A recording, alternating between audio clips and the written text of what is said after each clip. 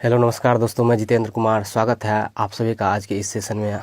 कहते हैं फैसला जो कुछ भी हो मंजूर होना चाहिए, फैसला जो कुछ भी हो मंजूर होना चाहिए, जंग हो या इश्क हो भरपूर होना चाहिए।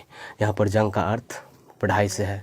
यदि आप पढ़ाई करते हैं तो भरपूर कीजिए, जंग की तरह कीजिए, और यदि आप इश्क करते हैं तो भरपूर कीजिए। तो आज हम जानेंगे एड्स के बारे में। आज 1 दिसंबर है और 1 दिसंबर को भारत ही नहीं पूरे दुनिया में विश्व एड्स दिवस के रूप में मनाया जाता है। और आज 1 दिसंबर है, इसलिए हम आज इस टॉपिक पर वीडियो बना रहे हैं। और यह जो है एड्स दिवस क्यों मनाया जाता है, एड्स दिवस मनाने के पीछे का जो मतलब है, अर्थ है, उसका मतलब सिर्फ यही है कि जागरूक करना, यानी जागरूक करना, समाज में, देश में जागरूकता फैलाना। आखिर यह क्यों होता है, कैसे होता है, इसका लक्षण क्या है और इससे बचने का उपाय क्या है, इससे हम कैसे बच सकते हैं, क्या इसका सही तरीके से इलाज संभव है या नहीं है, क्या यह यदि हमको हो जाता है या किसी को हो जाता है तो वह जीवन जी पाएगा कि नहीं जी पाएगा, कितना दिन तक यह रहता है, कितना दिन तक, मतलब इसका प्रॉपर इलाज वास्तव में तो नहीं है और ना ही सफल इलाज अभी तक है, बन पाया है, ना ही हो पाया है। तो चलिए वीडियो को स्टार्ट करते हैं। तो आज हम पढ़ेंगे एड्स के बारे में। एड्स एक महामारी है जो कि एक संक्रमण के कारण होता है, और संक्रमण HIV संक्रमण के कारण होता है। और HIV एक वायरस है जिसे हम human immuno deficiency syndrome virus कहते हैं, HIV। तो विश्व एड्स दिवस आज 1 दिसंबर 2022 को विश्व एड्स दिवस मनाया जाता है। और वर्ल्ड एड्स डे यानी 2022, वर्ल्ड एड्स डे इसे कहते हैं 2022। तो चलिए, पूरा विश्व आज 1 दिसंबर को एड्स दिवस मनाया। पूरा विश्व आज, पूरी दुनिया आज यानी 1 दिसंबर को एड्स दिवस मना लिया है। और जागरूक जो करने का प्रयास है, वह जागरूकता को बढ़ाने का प्रयास जारी है। और एड्स यानी एड्स होता क्या है, पहले एड्स का हम फुल फॉर्म जानेंगे। एड्स का फुल फॉर्म होता है acquired immuno deficiency syndrome. Acquired immuno deficiency syndrome, यह जो होता है, HIV एक वायरस है। HIV एक वायरस है, जैसे कोविड-19 एक वायरस था। कोविड-19 से भी पूरी दुनिया तबाह हो गई थी। उसी तरह वायरस, यानी वायरस का मतलब होता है विषाणु और बैक्टीरिया का मतलब होता है जीवाणु। तो वायरस HIV एक वायरस है, और इसी वायरस के वजह से क्या होता है, एड्स होता है। और HIV का फुल फॉर्म होता है human immuno deficiency virus, human immuno deficiency virus. और एड्स का जो फुल फॉर्म होता है वह होता है एक्वायर्ड इम्यूनो डिफिशियंसी सिंड्रोम। और HIV के संक्रमण के कारण होने वाला महामारी का एक रोग क्या है, एड्स है। एड्स जो होता है HIV के संक्रमण के कारण, यदि किसी को HIV संक्रमित हो गया, यदि कोई व्यक्ति HIV से संक्रमित हो जाता है तो वह व्यक्ति दूसरों को भी संक्रमित कर सकता है। उसके ब्लड के द्वारा दूसरा भी संक्रमित हो सकता है। यदि उसका ब्लड किसी दूसरे व्यक्ति के ब्लड में, किसी सेफ पर्सन या नॉर्मल पर्सन के ब्लड में, उसका ब्लड यानी संक्रमित व्यक्ति का ब्लड यदि टच हो जाता है, यानी संक्रमित व्यक्ति का ब्लड, मान चलिए ये है संक्रमित व्यक्ति और ये है नॉर्मल व्यक्ति, यदि इसका ब्लड इसके ब्लड में टच हो जाता है तो 100% संभावना है इसको भी HIV हो जाएगा। यदि HIV संक्रमण से ये भी ग्रसित हो जाएगा। और HIV और एड्स में अंतर है, दोनों एक चीज़ नहीं है। HIV और एड्स दोनों एक चीज़ नहीं है, बट HIV के वजह से ही एड्स होता है। HIV आगे चलकर एड्स का रूप ले लेता है। HIV एक संक्रमण है और यह बाद में, इसका कुछ स्टेज होता है, बाद में वह एड्स का रूप ले लेता है। तो इसका लक्षण क्या है, सबसे पहले इसके लक्षण के बारे में जानेंगे कि भाई HIV का लक्षण क्या होता है। HIV का लक्षण होता है लिम्फ नोड्स में सूजन। यह जो लक्षण होता है लगभग 2 से 4 हफ्ता के बाद, 2 से 4 हफ्ता, यानी जब 2 से 4 हफ्ता हो जाता है तब यह लक्षण दिखाई देता है। तो लिम्फ नोड्स में सूजन हो जाता है। लिम्फ नोड्स होता क्या है, लिम्फ नोड्स मानव शरीर के लसिका तंत्र का ही हिस्सा लिम्फ नोड्स होता है, जो कि रुधिर से यानी ब्लड से उसका कनेक्शन है लसिका तंत्र का। और लिम्फ नोड्स लसिका तंत्र यानी मानव शरीर का लसिका तंत्र का ही हिस्सा है, क्या है, लिम्फ नोड्स। और लिम्फ नोड्स यह कहीं ना कहीं ब्लड से ही कनेक्टेड है। तेज़ी से वजन कम हो जाना, आदमी का वजन मान चलिए 60 kg का है तो धीरे धीरे वह घटते जाएगा। यानी नॉर्मल से कम होते जाएगा, वज़न का कम होते जाना। आदमी को जब HIV हो जाता है तो बुखार लगता है, हेडेक होता है यानी सिर दर्द होता है, वज़न कम होने लगता है, खांसी, सर्दी, जुकाम, बुखार यानी तबाही ही तबाही।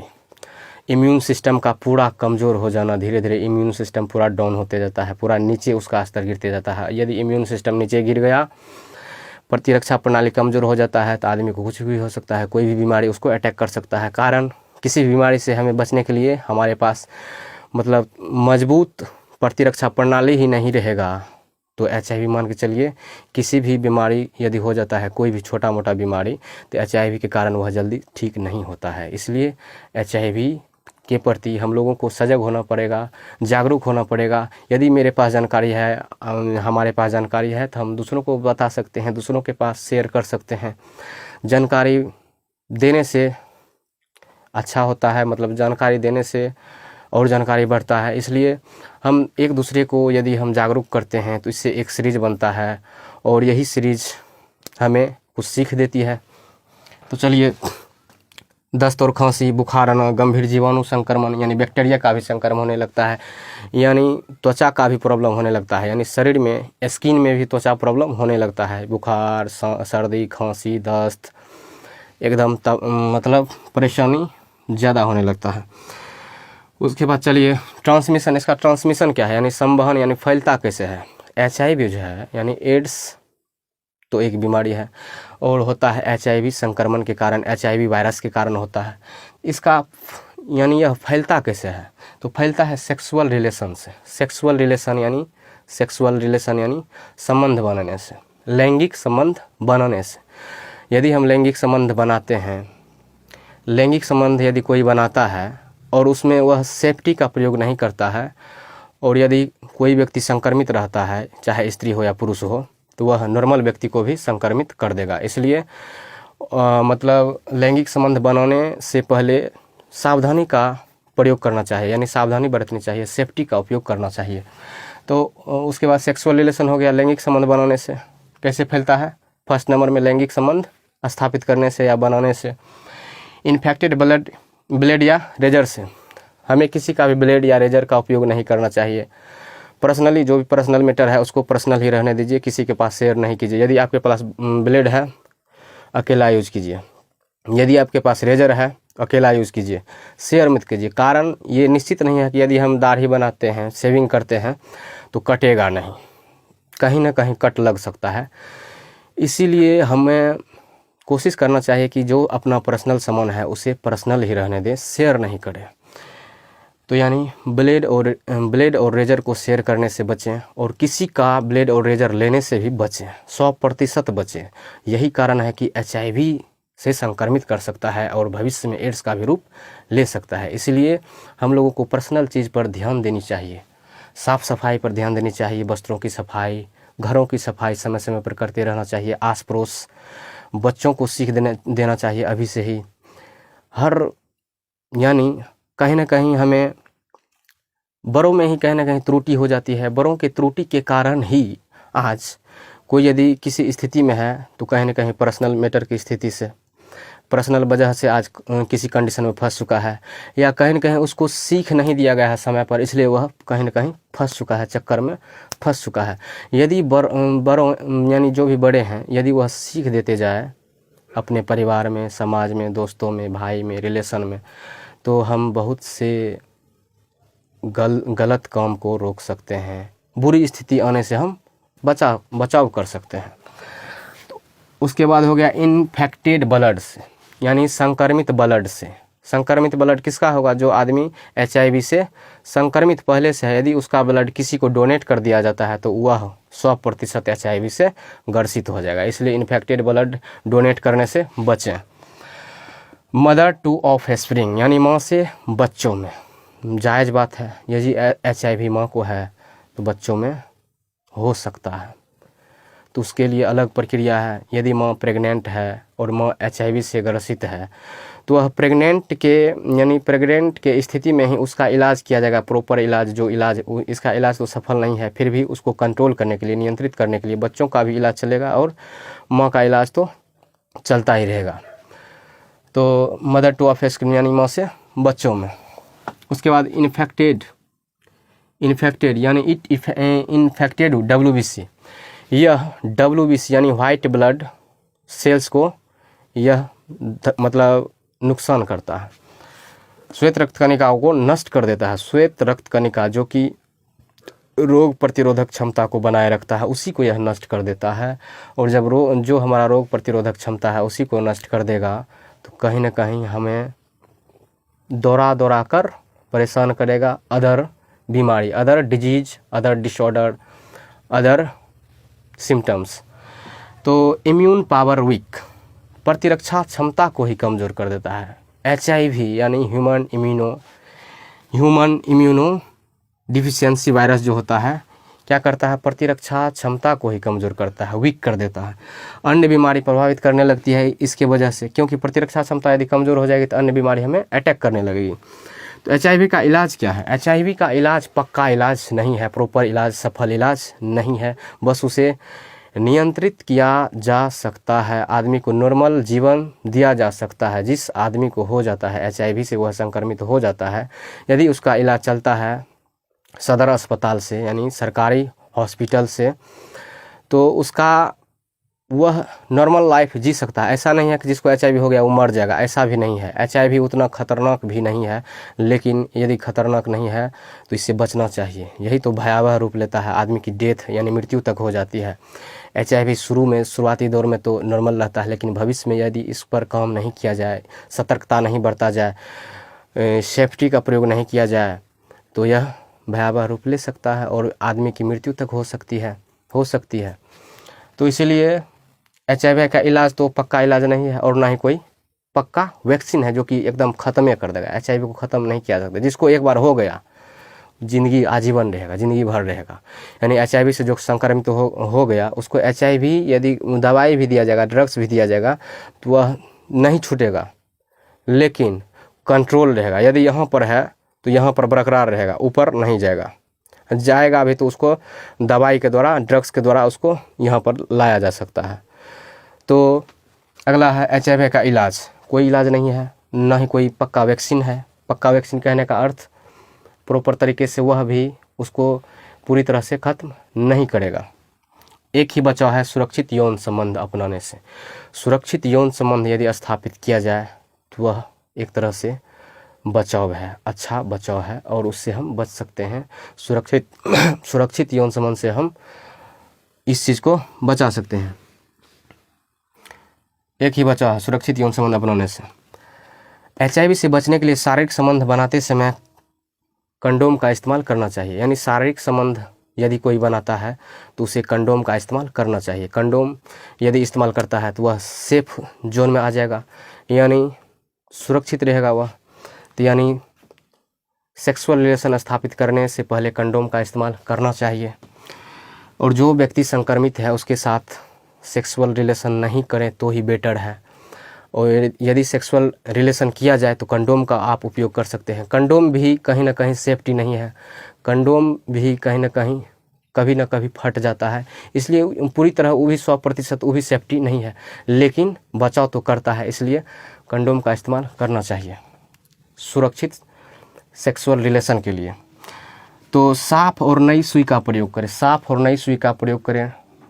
और संक्रमित व्यक्ति से यौन संबंध न बनाएं, संक्रमित व्यक्ति से यौन संबंध न बनाएं। यदि संक्रमित है, मेल और फीमेल दोनों संक्रमित है, तब तो कोई बात नहीं, दोनों आसानी से सेक्सुअल रिलेशन बना सकते हैं, वो भी सेफ्टी के साथ। संक्रमित व्यक्ति से यौन संबंध न बनाएं, संक्रमित व्यक्ति के रक्त से बचें। यानी हमने पहले ही बता दिया कि संक्रमित व्यक्ति के रक्त को डोनेट करने से बचें। अब है इसका जो है थीम क्या है। 2022 का थीम मतलब होता है विषय वस्तु, यानी विषय क्या है। इसका जो थीम है, इसका थीम है इक्वेलाइज। इसका थीम है इक्वेलाइज, यानी समानता देता है। 2022 का जो इसका थीम दिया गया है, यानी एड्स का जो थीम 2022 का थीम जो है, एड्स का थीम है इक्वेलाइज यानी समानता देता है। इसका अर्थ हुआ समानता देता है, यानी समाज में समानता, यानी समान दृष्टि से सबों को देखना, समझाना। और असमानता जो है, समाज में जो असमानताएं फैला हुआ है उसको रोकना, समान व्यवहार करना और समान दृष्टि को अपनाकर, समानता को अपनाकर, एकता एक होकर हम इस चीज़ से लड़ सकते हैं, एड्स को पूरी तरह या आंशिक रूप से इसको हम ख़त्म कर सकते हैं, पूरी तरह इसको हम ख़त्म कर सकते हैं। जागरूक होने का अर्थ हुआ कि जागरूक, यदि हम किसी चीज़ में जागरूक हो जाते हैं, उस चीज़ को पर हम यदि 100% नहीं तो 95% तो हम उस पर सफलता हासिल कर सकते हैं। तो इसका जो थीम है समानता देता है, यानी समाज में समानता, एकता, भाईचारे की भावना हो तो किसी भी चीज़ पर हम बातें कर सकते हैं, खुलकर बातें कर सकते हैं, बोल सकते हैं।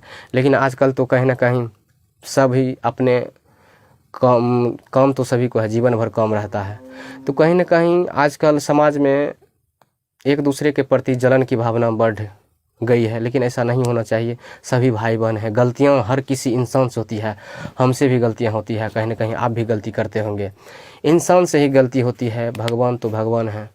तो यदि जिंदा है जो वही तो गलती करेगा, यदि हम गलती करते हैं तो हम भी सॉरी मांग लेते हैं कभी कभी, और मांगना भी चाहिए।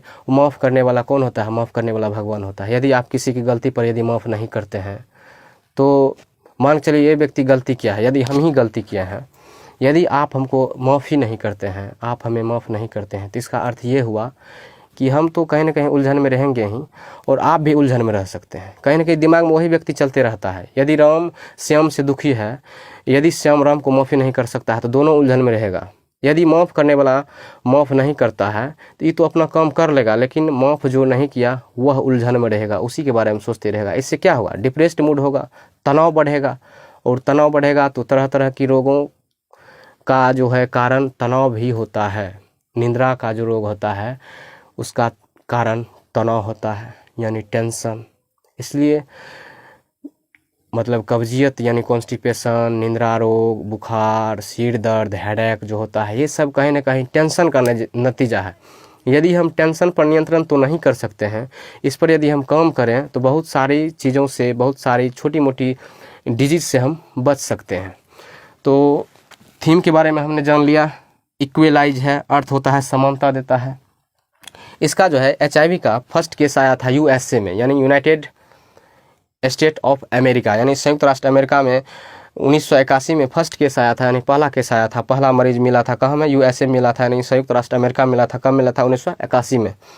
और 1986 में इंडिया में। भारत में कब मिला? 1986 में फर्स्ट केस, यानी HIV का फर्स्ट केस भारत में कब मिला? 1986 में। 1 दिसंबर 1988 को ऐसा चिन्हित किया गया कि इसी दिन से HIV के प्रति, एड्स के प्रति जागरूकता फैलाया जाएगा पूरे विश्व में, और 1 दिसंबर 1988 से ही विश्व एड्स दिवस के रूप में मनाया जाने लगा। इसलिए आज हम लोग 2022 में भी 1 दिसंबर को विश्व एड्स दिवस हम लोग मनाए, और इसी पर हमने चर्चा किया। और आज 1 दिसंबर 2022 है, और 1 दिसंबर 1988 से ही इस चीज़ को पूरी दुनिया मनाते आ रहा है, और विश्व एड्स दिवस के रूप में हम लोग 1 दिसंबर को विश्व एड्स दिवस मनाते हैं, जो कि HIV संक्रमण की वजह से एड्स होता है। एड्स जो होता है तीसरा स्टेज है। HIV यदि व्यक्ति HIV संक्रमित हो गया तो तीसरा स्टेज आएगा। तीसरा स्टेज जब आ जाएगा तो आदमी को एड्स हो जाएगा, और उसे तो कंट्रोल नहीं किया जा सकता है, फिर भी दवाई दे करके उसे नॉर्मल लाइफ जिया जा सकता है। यदि तीसरा स्टेज पर यदि शुरू में ही पता यदि चल जाता है HIV, तो उसे हम थर्ड स्टेज पर जाने से ही भी रोक सकते हैं, और नॉर्मल लाइफ व्यक्ति जी सकता है। HIV संक्रमित व्यक्ति भी नॉर्मल लाइफ जी सकता है। यदि किसी को 65 वर्ष जीना है तो 65 वर्ष जी सकता है, ड्रग्स का सेवन करके, यानी औषधि दवाई का सेवन करके वह 65 वर्ष जी सकता है, यानी नॉर्मल लाइफ जिया जा सकता है HIV में। लेकिन सभी बातें हमने कर ली हैं। उम्मीद करते हैं पूरी बातें आप पहले से भी जानते हैं, और ये जो चीज़ हम बताए हैं सभी क्लियर हो गया होगा। वीडियो अच्छा लगा तो हमें प्यार दें, लाइक दें, यही हमारे लिए प्यार हुआ। और YouTube चैनल है स्टडीजीत की, YouTube चैनल है स्टडीजीत की, इस चैनल को सब्सक्राइब करें। इस चैनल पर आपको कुछ हम बिजी मतलब माँ हमारी 1 नवंबर 2022 को ही हम लोगों को छोड़कर चली गई, इसलिए वीडियो नहीं आ पा रहा था। माँ अब नहीं रही, हमारी माँ इस दुनिया में नहीं रही, हम लोग को छोड़ करके चली गई, इसलिए हम वीडियो नहीं बना पा रहे थे। तो कोशिश हम करेंगे कि वीडियो डेली कहीं ना कहीं ट्रिकी वीडियो हम डेली लाएंगे। ट्रिकी वीडियो का सिलसिला जारी रहेगा। और स्टडीजीत की YouTube चैनल को आप लोग ज़रूर सब्सक्राइब करें, हमें प्यार दें और हमें हौसला हिम्मत दें। और उम्मीद करते हैं आपको वीडियो अच्छा लगा होगा तो लाइक करें, STDजित की यूट्यूब चैनल को सब्सक्राइब करें और शेयर कर दें। बहुत बहुत धन्यवाद पूरी वीडियो देखने के लिए और हमारी बातों को सुनने के लिए। आप सभी को मेरा प्रणाम, चरण स्पर्श। जय हिंद, जय भारत, जय खगड़िया, जय बिहार।